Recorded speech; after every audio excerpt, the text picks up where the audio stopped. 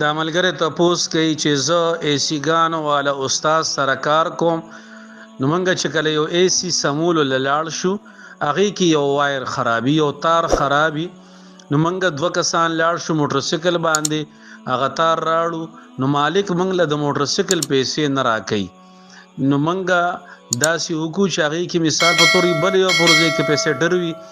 نو منګ ورته وایو چې دا خراب دی او د دې په ځای بل لګو. نو اعلان کې هغه خراب ني. نو داسې چې ډوک بوک کو نو بیا را لپیسې راکې او که اختیار وایو نو بیا را لپیسې نه راکې. نو د دې س طریقه ده او زمونږ د مزدوري حلاله ده او که حرامه ده. نو جواب دا دی چې جایز مزدوری په جایز طریقه باندې پکار ده او د مزدورای په باب کې دا خبره یاد ساتل ضروری دي چې څه حقیقت وي نو هغه ویل پکار دي. مثلا وایر خراب دی نو بالکل مالک ته ویل پکار دي چې وایر خراب دی او ته موږ له دا وایر راورسو. انو کاغه راړ نو تاسو به د مشقت نه بچ شئ. که هغه را نړ نو تاسو د وایر قیمت چې سوره دی هغه ورته وایي.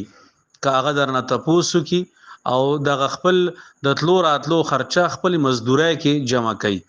خو لیکن چې کوم سیس خراب نوي او هغه تاسو هغه توای خراب دی او هغه بدل کړي نو دا دوکه کې راځي او په دې په وجه باندې هغه حلال مزدورای کې حرام واله راځي.